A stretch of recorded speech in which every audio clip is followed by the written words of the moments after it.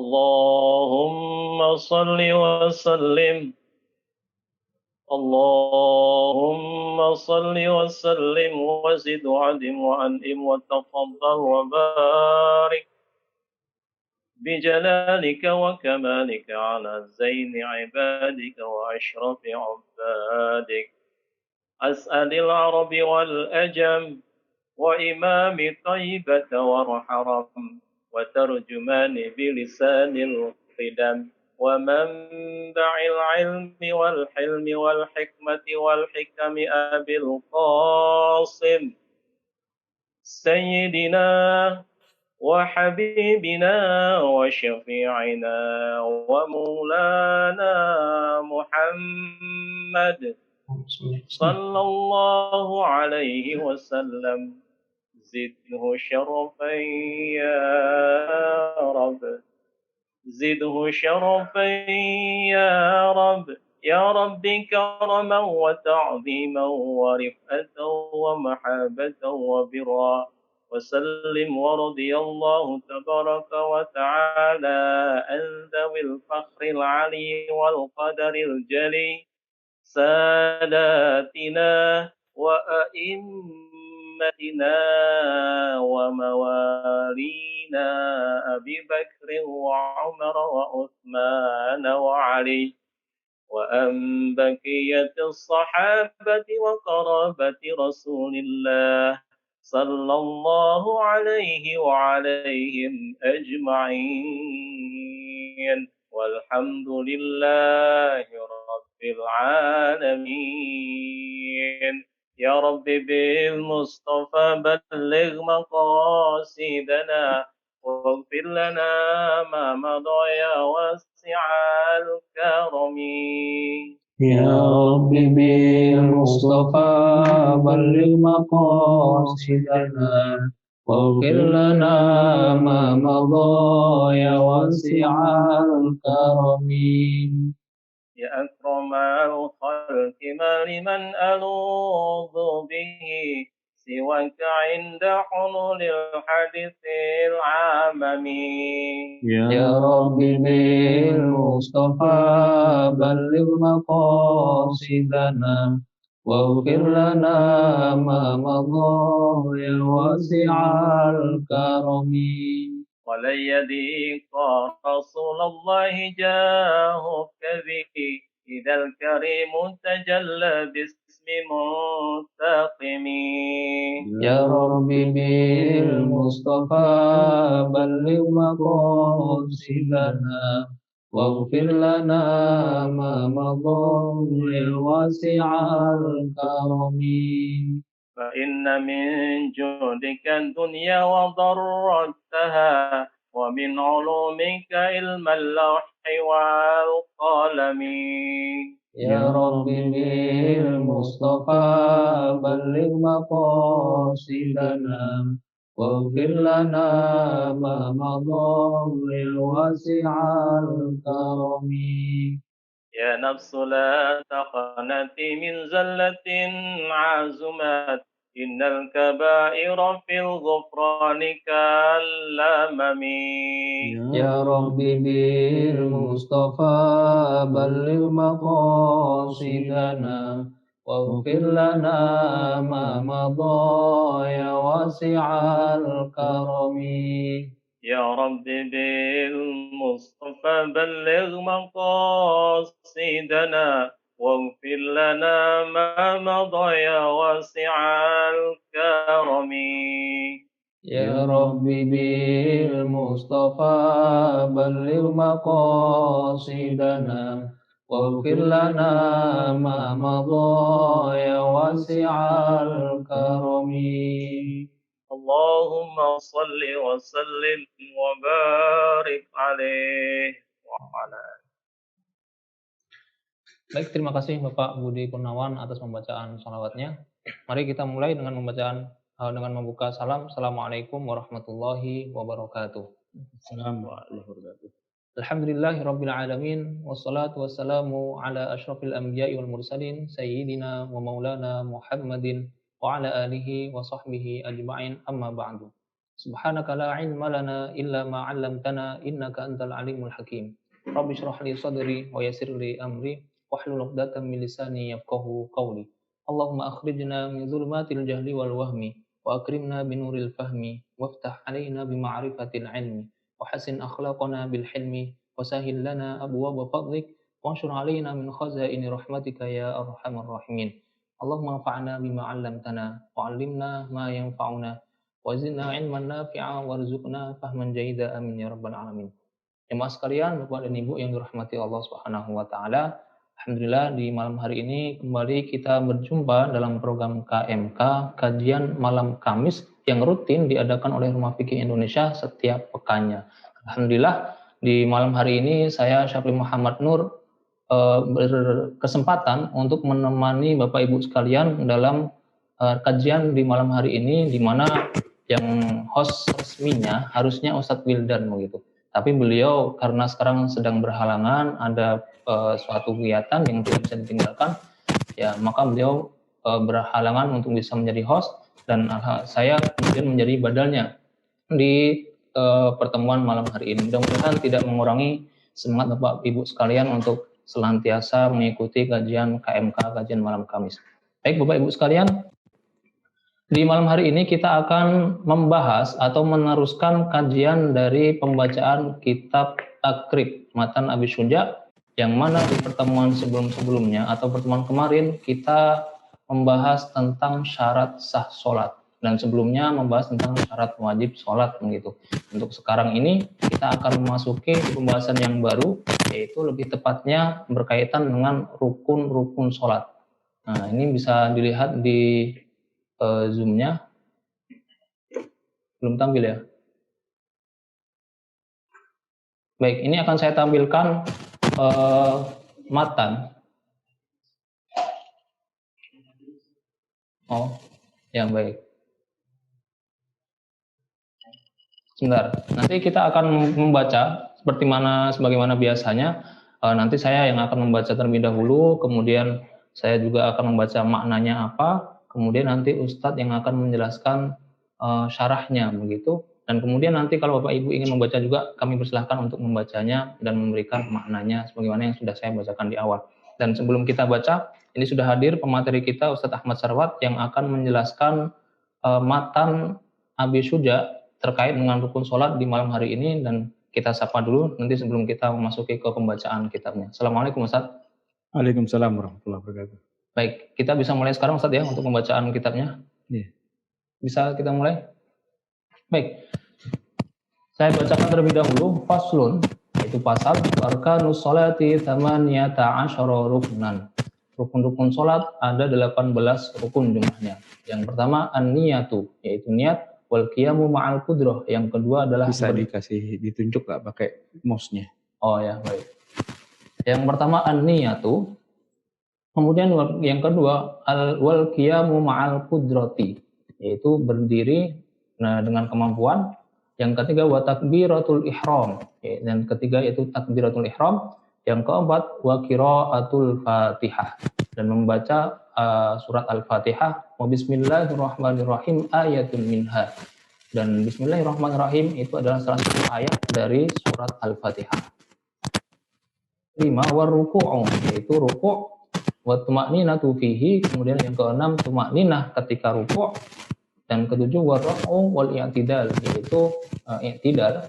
Kemudian wa tuma'ninatu fihi, selanjutnya adalah tuma'ninah ketika sedang i'tidal. Kemudian selanjutnya was sujudu, yaitu sujud. Selanjutnya wa tuma'ninatu fihi, dan tuma'ninah ketika sedang sujud. Wal julusu bainas sajdataini, kemudian duduk di antara dua sujud. Kemudian wa tuma'ninatu fihi, dan tuma'ninah ketika duduk di antara dua sujud. Wal julusul akhiru, kemudian duduk akhir. Wa tasyahudu fihi, dan tasyahud. Wa sholatu ala nabi fihi, kemudian membaca salat kepada Nabi ketika sedang duduk. Wa taslimatul ula, dan salam pertama. Wa niyatul khuruji minas sholati, kemudian rukun yang ke-17 adalah niat keluar salat. Wa tartibul arkani ala ma dzakarnahu, dan yang terakhir rukun ke-18 adalah tertib yaitu bagaimana sudah disebutkan tadi. Nah ini Ustadz, ada 18, barangkali rukun sholat tidak bisa kita habiskan dalam satu pertemuan ini gitu Ustadz, Bisa, kenapa nggak Oh bisa? bisa ya? Kenapa harus nggak bisa? Oh baik, Bisa-bisa ini karena aja. jumlahnya sampai 18 begitu. Baik, kita bahas satu-satu Ustadz. Iya, tapi ini saya mau mau tampilkan tadi garis-garisnya. Faslun, pasal. Wa arkanu, dan rukun-rukun. Kalau satu rukun, arkan, jamak, arkan. Arkanus sholati berarti rukun sholat. Sama niyata itu 8, asyara belas, ruknan. Jadi 18 rukun. Yang pertama, an-niyatu, niat. Yang kedua, al-qiyamu ma'al kudrati. Al-qiyamu itu apa artinya? Berdiri. Ma'a, bersama, al-kudrati, kemampuan. Maksudnya orang itu berdiri kalau memang dia mampu. Kalau nggak mampu ya baru boleh duduk atau berbaring dan seterusnya. Jadi satu itu niat, yang kedua berdiri. Yang ketiga wa takbiratu al-ihrami. Takbiratul ihram lah ya, udah tahu ya. Kemudian yang keberapa nih sekarang? Yang keempat ya. Wa qiraatu, dan membaca Al-Fatihah, surat Al-Fatihah. Nah, masih juga nih keterangannya wa bismillahirrahmanirrahim ayatun minha. Bismillahirrahmanirrahim itu adalah satu ayat dari surat Al-Fatihah. Kenapa ditekankan? Karena dalam mazhab Syafi'i dan juga mazhab Hambali ya, itu yang namanya bismillah itu masuk dalam surat Al-Fatihah ayat yang pertama. Berlawanan dengan mazhab Hanafi dan Maliki yang mengatakan ayat pertamanya adalah Alhamdulillahirabbil alamin, sehingga nanti kalau ada orang sholat nggak baca bismillah itu tidak sah. Kenapa? Karena rukun yang nomor 3 atau nomor 4 ya, baca Fatihah itu nggak ada bismillah. Iya, belum gugur. Karena gugurnya itu kalau baca Fatihah dengan 7 ayat dan ayat pertamanya harus dengan Bismillahirrahmanirrahim. Kalau orang di Indonesia ini mimpin sholat gitu, Allahu Akbar langsung Alhamdulillahirabbil alamin. Suara sih kayak sudais, tapi bismillah nggak dibaca. Itu satu masjid nggak sah semua. Kenapa? Karena rukun baca surat Al-Fatihah itu tidak dikerjakan. Setidak-tidaknya dalam pandangan mazhab Syafi'i dan Hambali, sholat itu tidak sah. Gitu. Harus baca Bismillahirrahmanirrahim. Gara-gara satu ayat gitu ya. Iya, tidak sah gitu ya. Nah, kemudian jadi Bismillahirrahmanirrahim ayatun minha. Ayat yang bagian daripadanya gitu ya. Berikutnya warruku'u, ya kan, dan ruku' wattuma'ninatu fihi. Ruku' dan juga tumakninah di dalamnya. Di dalamnya kan di dalam ruku' ini. Ini dihitung sebagai satu rukun sendiri. Rukuknya itu satu rukun, tumakninahnya dihitung satu rukun juga. Kadang-kadang ada yang menghitungnya bukan 2, tapi jadi satu aja. Warruku'u ma'at tumakninah gitu kan. Jadi dianggap sebagai satu rukun. Kalau di sini enggak nih ya. Kemudian warraf'u. Apa itu raf'u? Naik, bangun dari ruku, ya kan? Jadi bangun dari rukunya itu sebuah rukun, gitu. Wal i'tidalu, dan i'tidal. Kemudian waktu makninatu fihi, waktu lagi i'tidal itu juga ada tumakninah dan dihitung sebagai sebuah rukun tersendiri. Kemudian kan dari i'tidal itu ya, wasujudu, dan kemudian sujud, ya.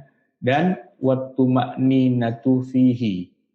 Nah, uniknya nih begini, sujud di sini kan satu doang. Kemudian nanti di sini wal julusu bainas sajdataini, dan duduk di antara 2 sujud. Saya tanya, sujudnya ada 1 apa ada 2? Nah, harusnya dia bilang wasujudaini gitu ya. Sujudani. Dan wasujudani, ada 2 sujud. Tapi dia cuma sujud aja. Nah, pertanyaan saya begini, berarti sujud yang kedua itu rukun atau bukan?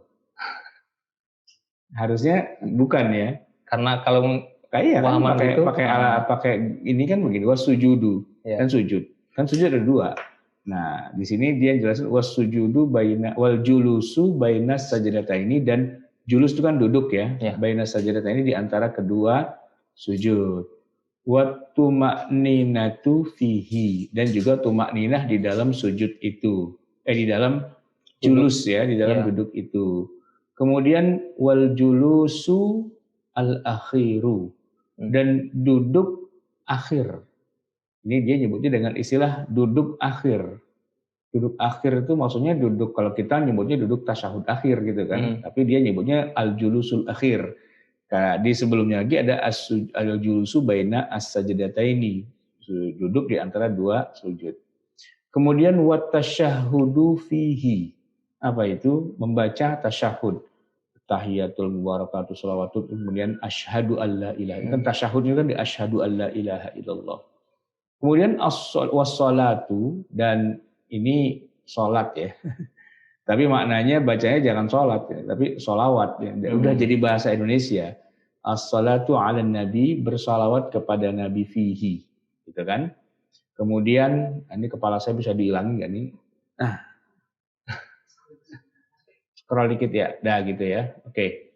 Kemudian apa? Wat taslimatul ula. Taslimah itu mengucapkan salam. Al-ula yang pertama. Karena ada dua. Dan yang jadi rukun hanya yang pertama saja. Sedangkan yang kedua nggak termasuk rukun. Kemudian waniyatul khuruji minas shalah. Dan di dalam hati niat untuk keluar dari sholat. Itu rukun juga. Itu rukun juga di sini. Jarang-jarang kita dapetin kayak gini kan. Wa tartibul arkani, dan urut-urutan rukun alama dzakarnahu, sesuai dengan yang sudah kita sebutkan. Jadi urutan begini ini dianggap sebagai rukun juga. Coba dihitung ada berapa? 1 niat. Ya 2 qiyam, berdiri. 3 takbiratul ihram. 4 baca Fatihah. 5 ruku. 6 tumakninah. 7 bangun dari ruku, ya kan? Warraf'u wal i'tidal berapa nih? 8 ya. Rafu wal i'tidal 1 rukun. Wal i'tidal enggak, maksudnya warraf'u ini nomor berapa tadi? 7. Wal i'tidal berarti nomor 8 kan? Coba hitung lagi. 1 2 3 4 5 6 7. Saya kok jadi ini lagi. 1 niat, qiyam ma'al qudrah, takbiratul ihram, qiraatul Fatihah, ruku', tumakninah, ar-raf'u, wal i'tidal. Ya, raf'u berapa? Raf'unya 7. I'tidal 8 kan? Iya. Ya. War raf'u 7, wal i'tidal 8 kan? Nanti itu dihitung saja. Bisa kita hitung aja dulu, ya kan 8. Wal tumakninatu fihi berarti 9. Wasujudu 10. Wa tumakninatu fihi 11. Wal julusu baina sajdataini 12. Wa tumakninatu fihi 13. Wal julusul akhir 14. Wa tasyahhud fihi 15. Wa sholatu ala nabi 16. Wa taslimatul ula 17. Wa niyatul khuruji 18. Wa tartibul arkan 19. Katanya 18. Baik. Gimana salahnya? Apa mau dihitung ulang? Itu warraf wal i'tidal 1 paket, Ustaz. Iya, dia kasih wawul atof kan. Ya. Maksudnya apa?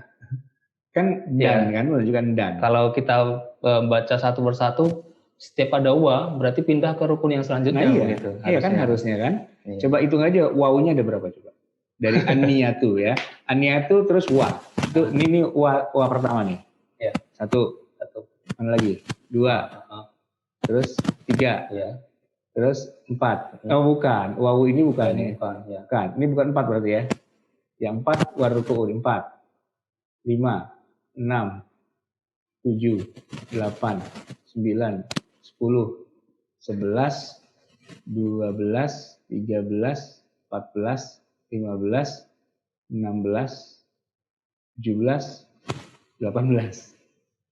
Salah ngitung ya. Coba hitung lagi. Karena ini kepanjangan. Tapi dikasih nomor nggak di sini? Nah, ini kasih nomor nih terjemahannya. Nomor 1 niat, yang kedua berdiri belum mampu, 3 takbiratul ihram, 4 membaca Fatihah dan basmalah kan masuk di situ kan. 5 ruku, 6 tumakninah, ketika ruku. Nah, itu nggak dihitung. Ini terjemahannya tumakninah ketika ruku ya. Tumakninah fihi tadi. Iya, dipisahkan. Oke. I'tidal tumakninah. Warraf'u nggak diterjemahin. Warraf'u mana kata-kata ini kan ada warraf'u. Iya. Tapi diterjemahannya oleh Ustadz Galih nggak diterjemahin. Dia bingung juga warraf'u harusnya 9 kan. Itu kendala dalam menerjemahkannya gitu ya. Iya, seni dalam menerjemahkan. Harus tahu juga, harus ilmunya gitu ya. Iyalah. Dan salah satu kelemahan karya ulama di masa lalu ketika dia nyebutin angka ada sekian banyak gitu ya. Itu kadang-kadang nggak konsisten karena dia tidak membuat kalau di komputer tuh langsung keluar angka 1 2 3 4 5-nya, nggak ada poin-poinnya kan. Iya. Nah, sehingga nanti kita bingung, ini 19 atau 18 tuh gimana sih gitu kan. Dan kadang-kadang dia menambahin kata wawu di sini, wa bismillahirrahmanirrahim ayatun minha. Nah, ini ini ada wawul ataf di sini. Ketika wawul ataf itu maksudnya udah rukun berikutnya atau tidak. Nah, itu kan uniknya gitu ya. Uniknya kita ngomongin bicara tentang rukun-rukun. Saya hapus ya biar nggak bingung. Ini dihapus apa nggak usah nih? Enaknya. Itu kalau nggak dihapus kayaknya juga mengganggu. Mengganggu ya? Enggak juga kayaknya. Nggak mengganggu. Nah, saya hapus enggak. Nah, udah terlanjur ya. Nanti kalau antum mau bikin lagi aja. Dah, sip. Ini mouse-nya. Ya, itu tadi sudah kita hitung gitu ya, rukun-rukun sholat. Maka kita mulai saja dari yang pertama saja, niat. Nanti penjelasannya tentang niat bagaimana? Ya, niat itu kan adanya di dalam hati. Cuman orang banyak kemudian melafazkan niat itu seolah-olah dianggap itulah niat, padahal kan bukan. Hatta dalam mazhab Syafi'i, lafaz niat itu bukan niat, dia membedakan. Kenapa harus ada lafaznya dan kenapa lafaz itu juga bukan dianggap niat? Karena semua sepakat bahwa yang namanya niat itu adanya di dalam hati, ya kan? Nah, tetapi kemudian bentuk niat itu adalah menghadirkan, ya, ihdar gitu, menghadirkan apa yang ingin kita kerjakan dalam hati, muqtarinan bil fi'li, bersamaan dengan apa yang sedang kita mau kerjakan itu. Nah, karena rukun yang pertama setelah niat itu adalah takbiratul ihram, maka niat itu bersamaan waktunya dengan takbiratul ihram. Makanya pas kita mengangkat tangan lalu mulai kita mengatakan Allahu Akbar, saat itulah niat itu harus ada di dalam hati. Dan itu nggak gampang. Kenapa? Karena susah ya menggabungkan dua pekerjaan. Satu pekerjaan fisik, ya fisik itu berarti kan secara lisan mengucapkan Allahu Akbar, disunahkan dengan angkat tangan gitu kan, sambil juga udah berdiri gitu kan. Tapi sementara di dalam hati itu kita harus menyengaja atau menghadirkan bahwa saya ingin melakukan minimal 3 rukun dari niat. Niat itu harus ada 3 unsur. Ada unsurnya. Apa? Ya pertama nama perbuatannya. Ya. Jadi niat itu harus ada 3 unsur yang harus dihadirkan. Bukan cuma sekedar pengen sholat gitu enggak. Tapi 3 itu. Yang pertama apa? Yang pertama nama jenis perbuatannya. Maksudnya ini kan ibadah ya. Ibadahnya namanya apa? Sholat. Ya kan? Jadi harus hadir nih di hati kita bahwa saya mau ngerjain sholat. Yang pertama. Yang kedua, sholat itu kan banyak banget jenisnya. Ada puluhan gitu ya. Nah, harus jelas ini sholat apa. Berarti harus menyebutkan di hati ya, menghadirkan di hati, saya mau sholatnya sholat apa? Sholat zuhur. Gitu. Ya kan? Usolli zuhur gitu kan. Usolli zuhro. Nah, yang ketiga juga harus dikaitkan dengan ini hukum sholatnya ini sholat fardu apa sholat sunnah. Gitu, ya kan? Nah, sehingga itu agak sulit ya, bagaimana caranya biar hati kita itu hadir merasakan atau menyengaja 3 poin itu. Mengerjakan sholatnya sholat zuhur yang hukumnya fardu. Nah, karena agak sulit, maka para ulama di kalangan mazhab Syafi'i itu kemudian memberikan solusi, jalan keluar. Untuk memastikan bahwa niat itu sudah terbentuk di dalam di dalam hati gitu ya, itu diucapkan saja gitu. Li itsbatin niyah, untuk bisa menguatkan niat yang ada di hati itu. Ya, itu untuk memastikan dan kita tidak ragu-ragu itu ditulis gitu istilahnya. Tapi nulisnya bukan di kertas, ditulisnya di lisan. Nah, jadi apa yang ada di lisan itu untuk memastikan bahwa niat itu sudah terjadi. Walaupun sebenarnya niat itu tidak harus diucapkan. Gitu kan? Tapi untuk meyakinkan bahwa itu sudah hadir di hati, ucapkanlah. Saya mau sholat zuhur yang fardu. Itu poin pentingnya itu 3. Makanya usolli fardhu zuhri. Gitu kan? Nah, tambahannya itu istilahnya aksesoris. Berapa rakaat, arba'a rakaatin, menghadap kiblat, mustaqbilal kiblati, imaman, jadi imam, makmuman, jadi makmum, atau bukan jadi imam, jadi makmum sendiri munfaridan, ya kan? Adaan gitu bisa jadi, atau bisa jadi waktunya itu yang sudah lewat. Maksudnya harusnya sih dilakukannya tadi atau kemarin, tapi waktunya sudah habis baru dikerjakan sekarang. Jadi qadaan. Ya. Atau kalau waktunya tepat dengan waktunya ya adaan gitu kan. Nah, kemudian terakhir karena niat itu harus karena Allah, innamal a'malu binniyat, ya lillahi ta'ala. Maka jadi panjang itu kalau mau dituliskan, ya lafaznya usolli fardhal maghribi arba'a raka'atin. Iya, arba'a raka'atin mustaqbilal kiblati imaman lillahi ta'ala gitu ya. Kan jadi panjang itu ceritanya kalau kayak gitu itu. Nah, cuma banyak orang menganggap bahwa lafaz kayak gini inilah yang namanya niat. Gitu. Padahal ini bukan niat. Niat itu ya itu terukir di hati aja tanpa harus diucapkan. Hanya saja memang bisa jadi syak, bisa jadi ragu. Ini niat udah terbentuk atau belum? Nah, untuk memastikannya ucapkan saja. Gitu. Makanya di kalangan mazhab Syafi'i itu seolah-olah kalau nggak baca usul itu jadi kayak nggak sah. Lu kagak apal usulinya lu, kagak sah lu sholatnya, gitu kan. Saya pernah ngalamin itu kasus di mana di Mekah itu kan setiap habis sholat 5 waktu selalu ada sholat jenazah. Ya, di belakang saya ini Masjidil Haram nih, kalau setiap habis subuh, habis isya itu selalu ada sholat jenazah. Nah, saya punya temen gitu ya, yang kalau waktu sholat jenazah itu dia nggak pernah sholat. Padahal saya bilang, ini pahalanya gede loh, dapat qirot, 2 qirot, apa segala macam gitu kan. Dia bilang, sebenarnya sih saya pengen banget sholat, cuma saya nggak bisa usolinya. Jadi gara-gara nggak bisa usoli, dia nggak sholat. Nah, karena dia pikir usoli itu niat, dan niat itu rukun. Nah, kalau orang sholat nggak bisa niatnya, kan berarti nggak sah. Nah, ini banyak nih beredar di tengah masyarakat kita yang bermadzhab Syafi'i, seolah-olah lafaz niat atau usolli itulah niat itu sendiri, padahal bukan. Ya niat itu bukan yang di lidah, tapi niat itu yang di hati. Makanya kalau ada orang baca usolli dan salah, itu sah niat. Sholli fardhal isya'i salasa raka'atin. Padahal sholatnya bukan isya. Padahal sholatnya bukan isya, sholatnya maghrib. Atau sholatnya isya, tapi rakaatnya 3 dia sebut. Ya kan, usolli fardhal isya'i salasa raka'atin. Aturan dia makmum, dia bilang imaman lillahi ta'ala. Sah apa enggak? Hatinya menyengaja itu sesuai enggak? Kalau hatinya sesuai, yang di lidah enggak sesuai dengan yang di hati itu enggak ngaruh.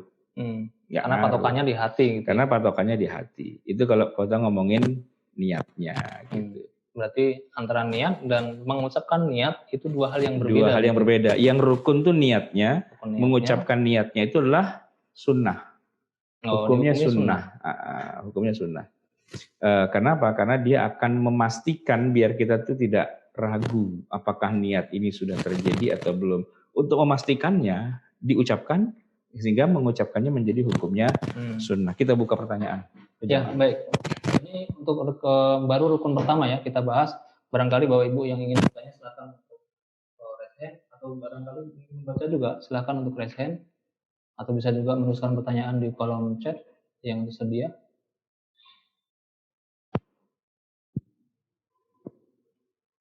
Ambil dulu ya, saya pertanyaan. Ya. Untuk niat ini kan di hati itu tadi.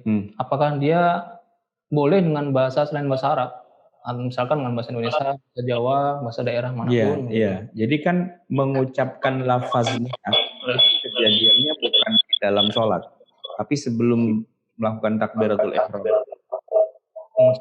Ya, bukan Allahu Akbar li fardhul maghribi kan enggak, ya kan? Mengucapkannya itu ya sebelum takbiratul ihram. Jadi itu memang bukan niat, karena kalau niat itu harus bersama dengan takbiratul ihram sambil Allahu Akbar, Allahu sholli fardhul maghribi kan begitu. Kan nggak bisa kan dua kata itu jadi satu kan nggak mungkin. Maka lafaznya itu adanya di sebelum takbir. Nah, kalau dia di sebelum takbir berarti sudah masuk sholat atau belum? Belum. Kalau belum masuk sholat, it's okay, nggak masalah. Mau pakai bahasa Inggris, mau pakai bahasa Cina, pakai bahasa Jawa, nggak ngaruh gitu. Tapi ya kita diajarin sama orang-orang tua kita sih pakai bahasa Arab ya, sholli. Ya seandainya baca niat ingsun apa gitu sujud, sholat gitu kan, pirang rakaat itu. Dan sholat zuhur, fardu zuhur gitu. Fardu zuhur gitu kan. Fardu zuhur. Iya, sekawan rakaat gitu. Apa sih gimana bahasa Jawanya itu kan nanti yang lebih fasih gitu. Ya. Nah, gitu. Oke. Tadi ada pertanyaan apa gimana tuh suara? Ya, baik. Ini sudah ada yang resen ya. Yang pertama saya persilakan ke Bapak Ahmad Sofyan. Ya, Pak Sofyan, silakan. Assalamualaikum warahmatullahi wabarakatuh. Assalamualaikum. Ana mau nanya nih, San. Ya. Ustaz Sarwan. Ya. Masalah penggabungan sholat sunnah ya. Saya datang ke masjid. Kemudian saya sholat tahiyat masjid. Sholli sunat tahiyatul masjidi ma'a qobliya asri rakaataini lillahi ta'ala. Nah, itu bisa boleh itu Saleh. Oh, menggabungkan dua sholat yang berbeda dalam satu pekerjaan. Ada yang boleh, ada yang tidak boleh. Nah, kalau contoh kasusnya yang ini, kebanyakan para ulama membolehkan. Untuk contoh kasus yang ini ya, yaitu sholat tahiyatul masjid dengan qobliyah, apa tadi itu asar ya. Nah, itu sebagian ulama ada yang membolehkan gitu ya. Karena dia memang dimungkinkan untuk digabung, wabil khusus kalau takut waktunya keburu habis. Nah, padahal ada hadis, janganlah kamu duduk di masjid sebelum kamu tahiyatul masjid gitu kan. Dan juga ada hadis yang lain bahwa di antara dua azan itu ada sholat sunnah. Di antara dua azan itu maksudnya antara azan dan iqamah itu ada sholat sunnah. Walaupun istilahnya qobliyah asar itu tidak tidak masuk dalam kategori sunnah muakkadah gitu ya.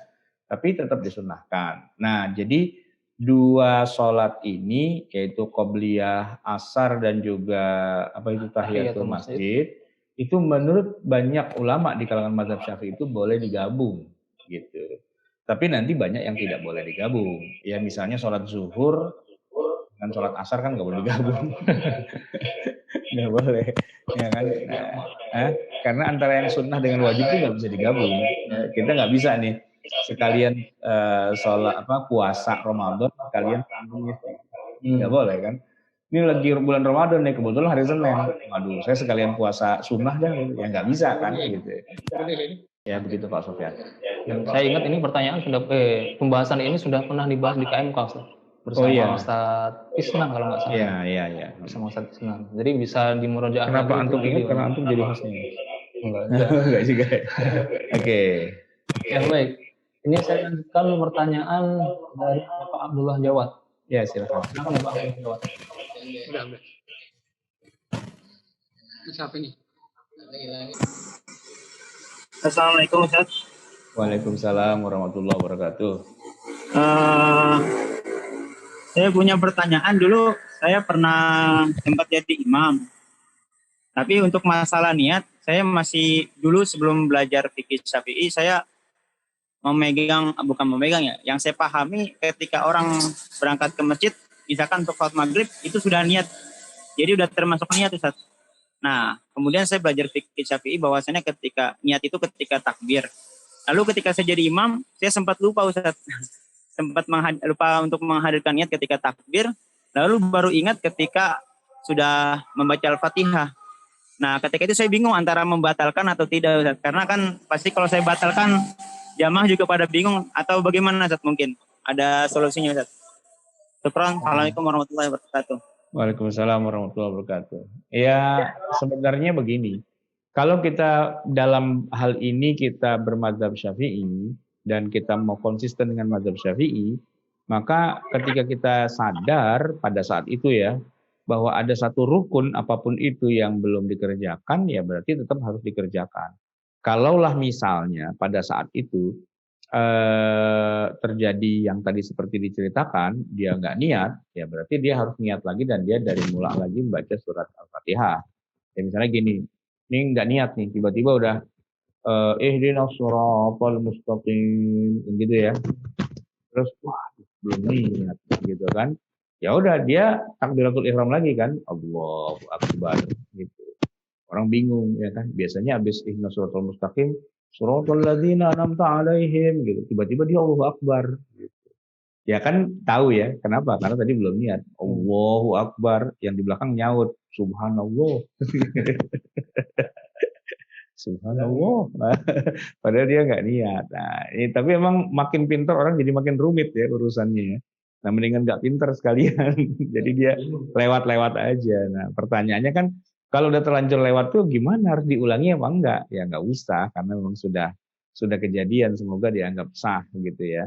Nah, disitulah nanti ada fungsi di mana kita itu kalau sholat diminta jangan cuma yang 5 waktu ya, yang ada qobliyah, ada ba'diyahnya, ada sunnah-sunnah dan sebagainya, biar kalau ada saleh-saleh kate gitu istilahnya, nah itu bisa ditambal gitu. Walaupun juga kan kita tahu bahwa oke, dalam mazhab Syafi'i itu dianggap nggak sah, tapi di dalam mazhab yang lain tuh masih bisa diterima ya. Tadi yang mengatakan bahwa itu berangkat ke masjid udah niat tuh, nah itu mazhab yang lain tuh. Sedangkan kalau mazhab Syafi'i bukan begitu. Itu mah ke masjid itu ditanya mau kemana mau sholat, itu bukan niat. Itu adalah bukan, itu namanya rencana. Rencananya sih mau sholat gitu ya. Ya kalau Bilang kemana? nah, bisa jadi bilang kemana itu program kerja gitu. Kalau niat itu adalah sesuatu yang memang dihadirkan pada saat kita sedang memulai ibadahnya itu. Oke. Ini ada pertanyaan dari Bapak Samsan Mauludin, ditulis agak kecil tulisannya. Gimana hukumnya Ustadz bermakmum ke imam yang tidak memasukkan basmalah dalam surat Al-Fatihah? Karena mungkin kita safar ke luar negeri yang tidak bermadhab Syafi'i atau Hambali. Apakah harus mufarokoh? Ada yang mufarokoh, ada yang tidak. Ya, kalau yang mazhab yang mufarokoh memang dia agak sedikit lebih strict gitu, karena dia beranggapan bahwa imamnya sudah tidak sah. Nah, karena imamnya tidak sah, ya dia mufarokoh, gitu kan. Tapi ada juga pendapat yang sedikit lebih moderat, gitu. Moderat itu artinya mengakui adanya mazhab yang lain dan tidak menuduhnya tidak sah. Yang penting orang itu memang bermazhab itu ya. Jadi kan misalnya kita di negara seperti mazhabnya Hambali itu yang Hanafi gitu kan, di mana Afrika? Oh, yang pertanyaan tadi ya. Iya, jadi kalau misalnya beda mazhab dan kita yakin bahwa memang dia bermazhab tertentu, nggak ada masalah sih sebenarnya kalau beda dia nggak baca Bismillah dan kita baca gitu ya. Yang agak sedikit masalah itu adalah ketika sama-sama di Indonesia dan orangnya nggak tahu mazhab gitu loh. Jadi dia main seradak seruduk aja kan, dia tidak baca gitu. Makanya hal ini agar sholat kita tidak jadi keliru atau salah, pertama kita harus berhusnuzon gitu ya. Yang kedua kita harus baca Fatihah sendiri gitu. Jadi misalnya si imamnya nggak baca, misalnya dalam sholat maghrib tuh ya kan kita jahar ya. Dia langsung Alhamdulillahirabbil alamin gitu kan. Ya kita dengerin aja. Nanti begitu sudah waladhdallin amin, ya kita kan masing-masing harus baca sendiri. Nah pada saat baca sendiri kita baca Bismillah. Setidak-tidaknya itu gitu yang akan menyelamatkan gitu. Sedangkan si imamnya ya wallahu alam lah gitu, harusnya sebelum jadi imam harus belajar agama dulu yang benar, jangan cuma baca Quran sama hadis doang gitu. Itu bukan belajar agama, itu belajar teks doang gitu. Belajar agama itu belajar paham ilmunya, bukan cuma sekedar baca terjemahan hadis Bukhari gitu ya, bukan itu. Jadi itulah. Ada lagi mungkin pertanyaan yang lain? Ya, tadi dari Bapak Samsan ya. Sekarang ada pertanyaan lanjutan dari Ibu Sutriandi Sultan. Bagaimana jika sholat jamak qashar setelah sampai di tujuan karena kondisi yang tidak memungkinkan hujan atau deras jika sholat di tengah jalan? Bagaimana jika sholat jamak qashar? Apa ini? Niatnya Boleh, barangkali. Hah? Oh, mungkin boleh ya. Boleh nggak sholat di jamak qashar sampai tujuan? Karena kondisi yang tidak memungkinkan, misalkan karena hujan deras. Terus ya ini babnya di luar dari tema Niat, kita ya. sih sebenarnya ya. Tapi intinya begini, selama kita masih dalam perjalanan dan belum sampai rumah, masih di perjalanan dan memang perjalanannya minimal jaraknya adalah memenuhi syarat ketentuan yaitu arba'atu bardin kira-kira 89 km, maka pada dasarnya kita boleh untuk melakukan qashar atau jamak gitu ya, selama kita masih di perjalanan itu belum sampai rumah. Oke, ada lagi? Ini sudah habis. Cukup ya? Bicara. Oke. Ini juga jam 8 kurang seperempat ya Pak. Nanti masih ada waktu sedikit atau barangkali kami buka satu lagi barangkali yang ingin bertanya. Karena kalau kita lanjutkan ke pembahasan selanjutnya kayaknya nggak cukup Ustaz. Iya. Maka kita habiskan waktunya di sisa-sisa ini untuk tanya jawab saja. Silahkan Bapak Ibu yang ingin bertanya. Baik, kalau memang tidak ada ya berarti kita cukupkan saja Ustaz ya. Oke. Ini kita baru bahas satu rukun saja yaitu niat. Baru niat ya? Baru niat, padahal tadi ada 18 rukun. 18 ya. Jadi nggak cukup ternyata ya. Perjalanan masih panjang sekali untuk kita menghabiskan pembahasan di rukun-rukun ini. Baik. Karena ini pertanyaan juga sudah habis dan kita mau beranjak ke program selanjutnya yaitu sekolah fikih, maka kita di KMK ini kita akhiri sama-sama kajian di malam hari ini dengan membaca hamdalah alhamdulillahirabbil alamin. Saya Syafri Muhammad Nur mewakili guru kita Ustadz Ahmad Sarawat dan kru yang bertugas pada malam hari ini, mohon maaf atas segala kesalahan, atas segala kekurangan yang terjadi pada malam hari ini. Mudah-mudahan kita masih bisa bertemu kembali di KMK selanjutnya dan jangan lupa untuk tetap terus mengikuti kajian-kajian yang diselenggarakan oleh Rumah Fikih, baik itu KMK, baik itu sekolah fikih, baik itu daurah-daurah yang lainnya. Insya Allah nanti info-infonya semua dibagikan di media sosial yang dimiliki oleh Rumah Fikih Indonesia. Dan sekali lagi jangan kemana-mana karena nanti habis ini kita akan ada kajian sekolah fikih bahasa Arab bersama guru kita Ustadz Teguh Khairul Fadli. Baik, kita sama-sama baca doa kafaratul majlis. Subhanakallahumma wa bihamdika asyhadu an la ilaha illa anta astaghfiruka wa atubu ilaik. Assalamualaikum warahmatullahi wabarakatuh. Waalaikumsalam warahmatullahi wabarakatuh.